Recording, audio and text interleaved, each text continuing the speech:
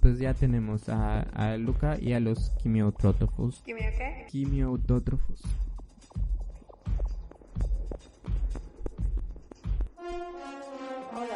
Hola y bienvenidos a La Biozona. Yo soy el Juamas y estoy junto a la Galleta Maris para una entrega más de Hola. Estás entrando a La Biozona. T-minus 15 seconds. Guidance is internal. 12, 11, 10, 9. Ignition sequence start. 6, 5, 4, 3, 2, 1.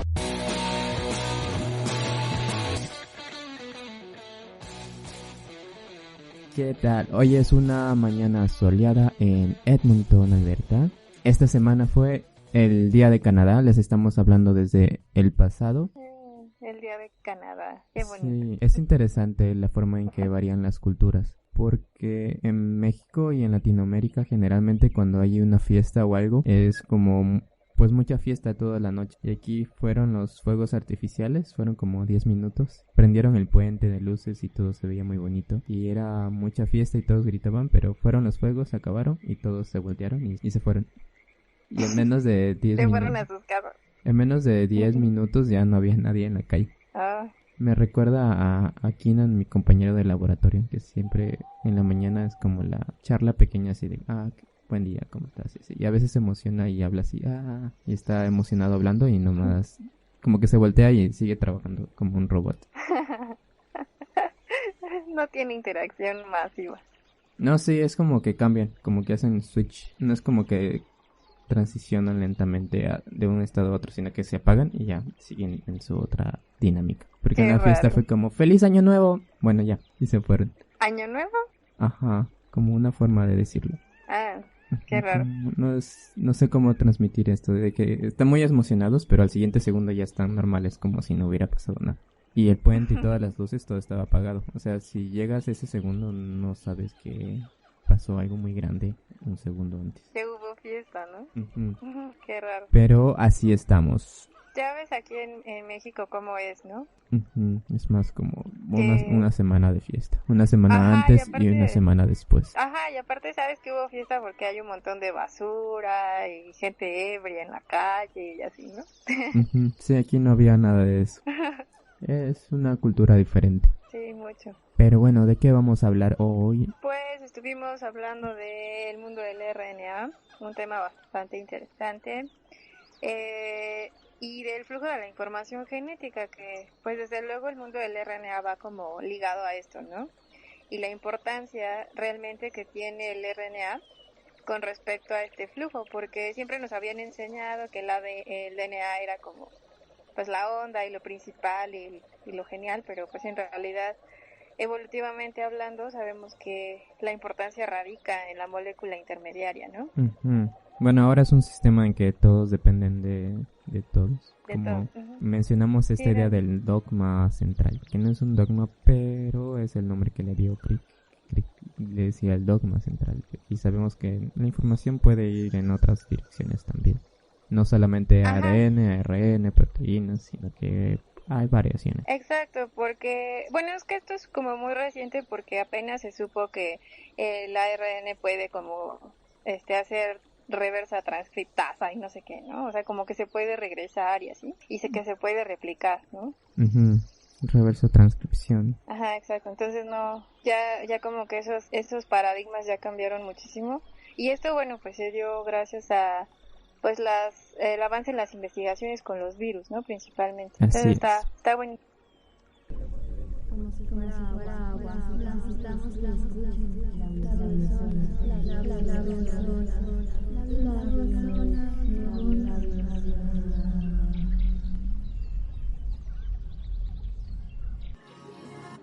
I took the lead. Somebody's heart.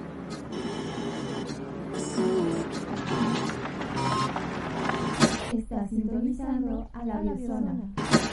Bien, entonces hoy vamos a seguir con un poco de esto y con nuestro tío Luca o Lucas. Tío Lucas. Luca es el último ancestro común, es el ancestro de toda la vida. Y justo tenemos esta idea que siempre me pregunté por qué estamos tan seguros de que la vida tiene un único ancestro. Es una buena pregunta. ¿Tú qué opinas al respecto? Pues, no sé, yo creo que lo sabemos pues como por toda esta, ¿cómo se dice? Este seguimiento mitocondrial y cosas así, ¿no? ¿Y qué hay de las bacterias? No sé, pues los genes, ¿Se como recuerdan? secuencias de genes y así.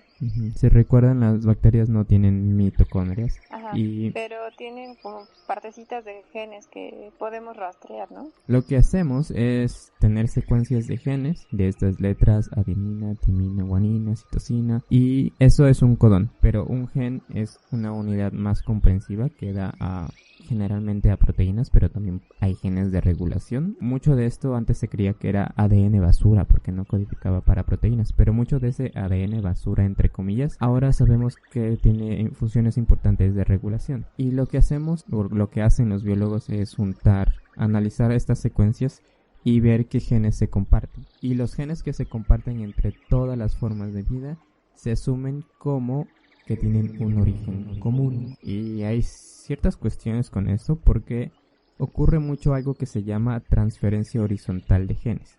La transferencia vertical es la normal, de padres a hijos, estos hijos tienen otros hijos y así sucesivamente. La transferencia horizontal es cuando de una especie un gen salta hacia otra especie.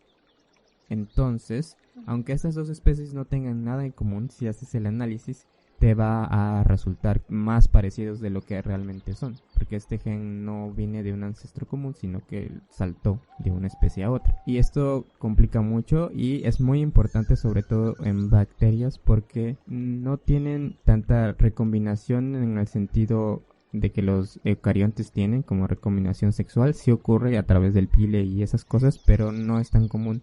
Es más común que haya mucha transferencia horizontal, y esto se da de diversas maneras. A veces una célula bacteriana muere, se lisa y libera el material genético, y otra bacteria lo puede asimilar. A veces son muy selectivas y seleccionan los genes que quieren. Entonces hay mucha promiscuidad genética en el mundo microscópico. Pero más bien, yo me acuerdo que, por ejemplo, las bacterias no tienen una reproducción sexual, pero la manera en la que hacen la reproducción vertical es por fisión binaria, ¿no?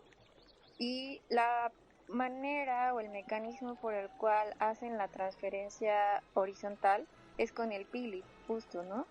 Ajá, ¿No pero esa es más como reproducción sexual, porque se da entre variantes más y menos, pero es como la misma cepa o la misma especie al menos. Pero transferencia horizontal estamos hablando de un salto de especies que a veces ni siquiera están en el mismo género, ni siquiera en la misma familia. A veces tenemos transferencia horizontal intradominio, incluso de una arquea hacia un eucarionte o hacia una bacteria. Esa es transferencia horizontal. Bueno, pero tenemos, lo hacen con el pili, ¿no? hasta donde tengo entendido, el pili se tienen que reconocer, entonces con el pili es más cercano. Para transferencia horizontal pueden adquirir los genes que estén flotando por ahí. ¿Como endosimbiosis? No como endosimbiosis, solamente como que se comen el ADN y en vez de disociarlo y digerirlo, lo incorporan a su genoma. Ah, ya. Órale, qué complejo.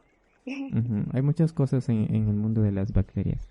Y sí, eso... y esto, bueno, está como súper bonito, creo, porque es como lo que da la diversidad supermasiva en bacterias, ¿no? Resistencia y demás. Y tienen ritmos de evolución muy rápidos porque se dividen cada 20, 30 minutos. Entonces tienes muchas generaciones en una hora, en un día, en un año. Ahora imagínense en 4.500 millones de años cuántas generaciones de bacterias. Sí, no manches, es un buen.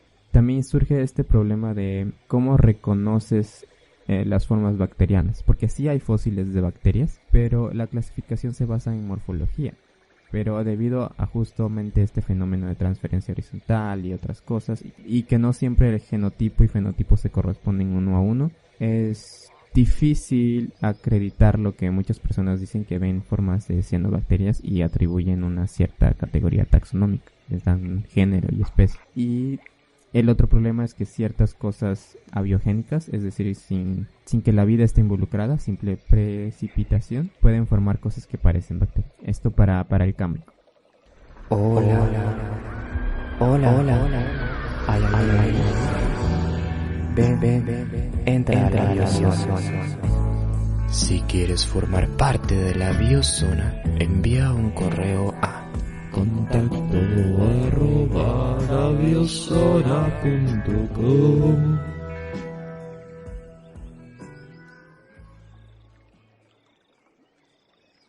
Pero bien, entonces tenemos que esta transferencia horizontal nos oscurece un poco las relaciones de origen común. La otra cosa es la convergencia, pero es un poco menos probable porque ¿qué tan fácil es que aleatoriamente tengas el mismo gen? Puedes tener el mismo codón para el mismo aminoácido, pero tener el mismo gen o la misma red de regulación genética es un poco más difícil. Pero otra cosa que nos da confianza en que la vida tiene un único origen común es el código genético, que está más o menos conservado en todas las formas de vida. O sea, usamos los mismos tripletes para el mismo aminoácido, por ejemplo. Esta forma en la que está codificada el ADN es una sola. Si pensamos que la vida tiene varios orígenes, esto no necesariamente sería el caso, porque cada forma de ser, aunque todos tuvieran ADN o alguna molécula similar, el código genético no necesariamente tendría que ser el mismo. Y eso es lo que nos da confianza para decir que la vida tiene un único origen, al menos la vida que tenemos ahora. Puede que hayan surgido otras formas de vida muy al inicio, pero se extinguieron todas y solamente una es la que dio origen a todo lo que hay ahora. ¡Qué bonito! Y ese es nuestro Luca, el último ancestro común de todas las formas de vida, que se puede reconstruir hasta cierto punto justo con estos genes que se comparten entre todos los dominios, entre todas las formas de vida.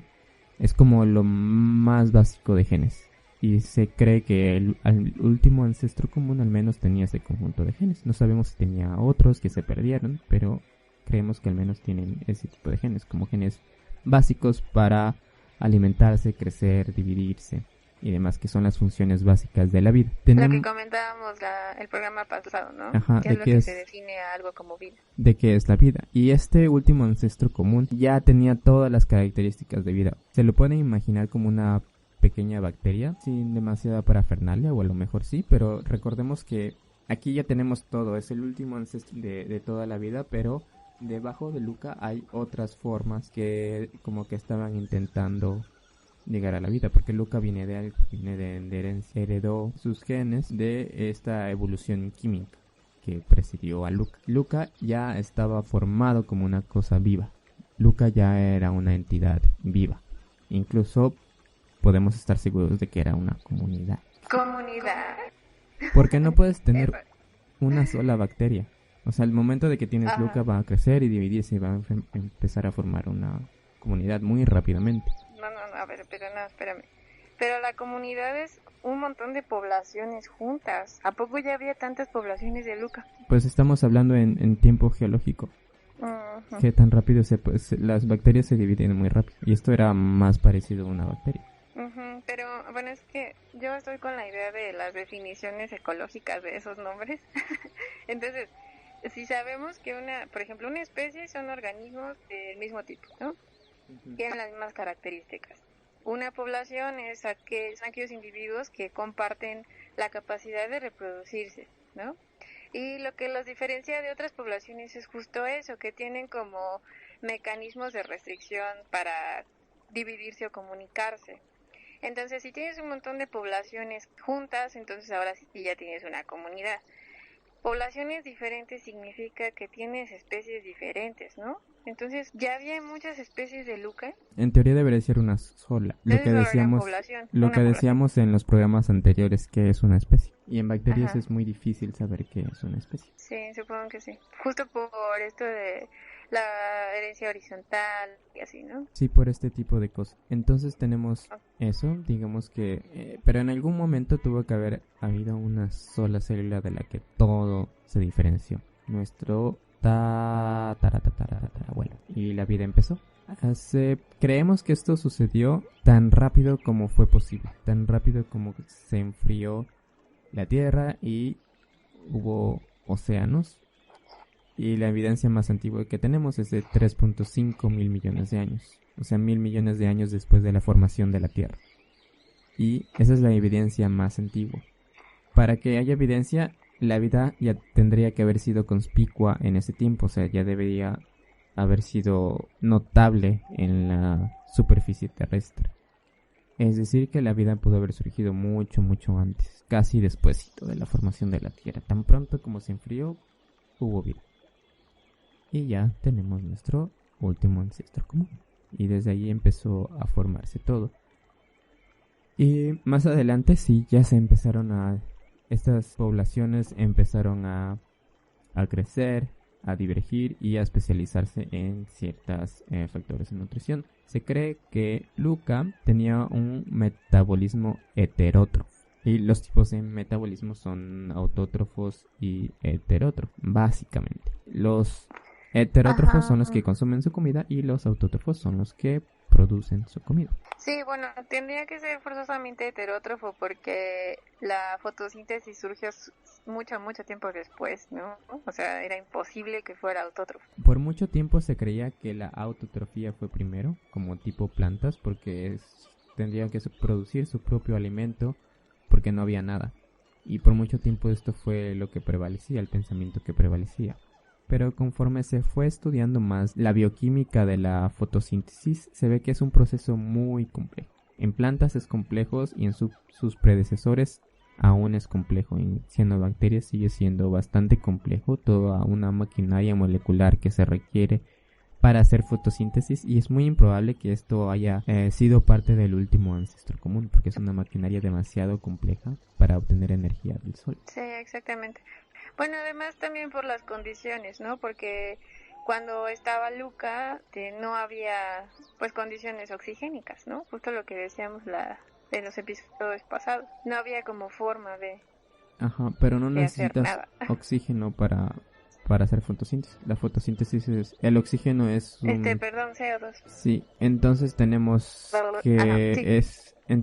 que es improbable que la fotosíntesis haya sido primero, y lo que ahora se piensa es que los primeros habitantes de este planeta eran heterótrofos y se comían el remanente de esta sopa primitiva de moléculas orgánicas. Comían lo que estaba a su disposición, carbono orgánico disuelto, pero esta comida no era para siempre, pronto se iba a ir acabando y tendrían que surgir nuevas formas de obtener comida. Eventualmente, tras mutaciones, generaciones, empezó la fotosíntesis, quizá más adelante, pero sí la autotrofía, la forma de obtener alimento por sí mismo. Y quizá una de las primeras formas de hacer esto fue la quimioautotrofía. Obtener energía no de la luz del sol, pero de reacciones químicas. Y para esto se mira el modelo de las ventilas hidrotermales, están en el fondo del mar, que son como volcanes submarinos que van generando ciertos compuestos que algunas bacterias pueden utilizar para obtener energía. Es casi el mismo sentido de la fotosíntesis, por así decirlo, es otra maquinaria molecular, pero obtienes energía en la fotosíntesis del sol de un fotón que pega y va moviendo una maquinaria molecular, va moviendo electrones, vas como ganando electronegatividad en cada vuelta de la reacción. Pero en quimioautotrofía obtienes energía de rupturas de enlaces químicos. Igual estás obteniendo energía de los electrones, estás aprovechando esta energía libre, y según el elemento que utilices funciona mejor en algunos casos, algunos más que otros.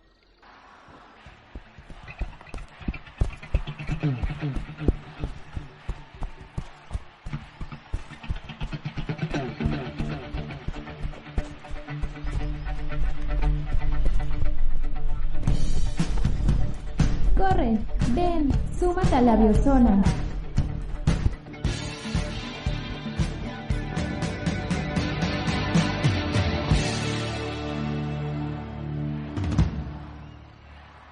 Pues ya tenemos a Luca y a los quimiotrófos. ¿Quimio qué? Quimiautótrofos.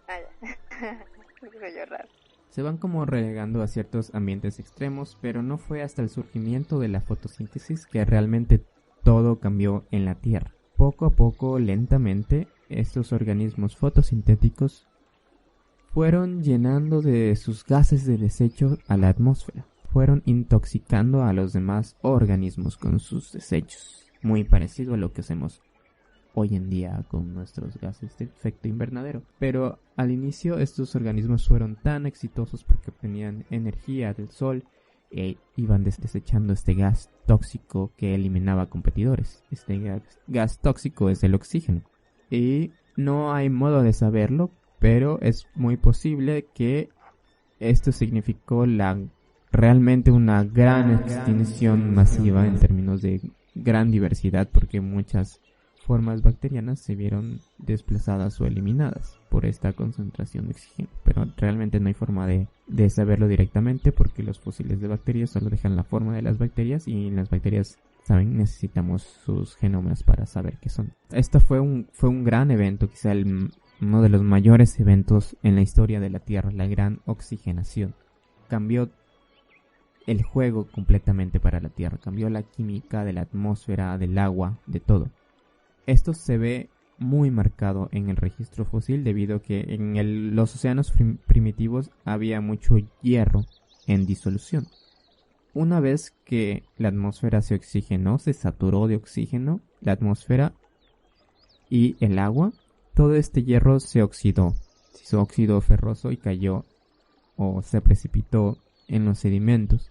Y de este tiempo tenemos estas formaciones de hierro bandeado, gran depósitos de hierro, que es de donde viene la mayor parte del hierro que usamos hoy en día en nuestras civilizaciones. Todo este hierro se lo debemos al gran evento de oxidación del Precámbrico, gracias a este novedoso sistema de obtener energía a través de la luz del sol y generar oxígeno y matar cosas. Y las demás formas de vida tuvieron que adaptarse a eso y desarrollar metabolismos que pudieran hacer uso del oxígeno, que es tóxico, pero tiene mucha energía, tiene un potencial electronegativo muy grande.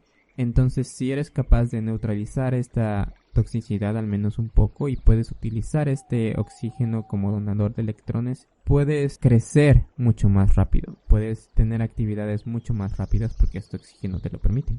De repente tienes más energía disponible para hacer tus actividades cotidianas y crecer más rápido. Tenemos ya este gran evento de oxidación que cambió totalmente el juego y empezó lo que se llamó el billón aburrido, que billón está tomado del inglés, entonces son 1000 millones en español. Por alguna razón está muy raro eso de que en inglés sea billion y en español no son billones sino 1000 millones, pero sí 1000 millones de años en que aparentemente no pasó nada, pero poco a poco se estaba acumulando este oxígeno y se estaba empezando a formar la capa de ozono. Poco a poco se estaban dando las condiciones químicas en la Tierra para que los organismos multicelulares pudieran evolucionar. Hasta ahora solo tenemos bacterias, solamente un dominio de la vida, quizá muy diversas, pero no sabemos qué era lo que ocurría. Después vamos a ver qué es lo que ocurre en el siguiente episodio, porque vamos a ver cómo fue que aparecieron estos dominios, cuál es la diferencia entre los dominios, cuál es la diversidad que tenemos de bacterias primero, y después vamos a ver qué ocurrió con la vida misma. Y después vamos a ver cómo se fue dando el terreno para que aparecieran los organismos multicelulares y especialmente los animales. Posteriormente nos vamos a enfocar un poquito más en los animales, pero también vamos a tocar un poquito de plantas y otros organismos. Y espero que en los próximos episodios podamos traer expertos o estudiantes también para que nos hablen sobre su trabajo. Estudiantes de doctorado, de maestría que están haciendo algo sobre un grupo particular. Espero que hayan disfrutado este episodio de la Biozona. Nos vemos en la siguiente entrega. Gracias por sintonizarnos.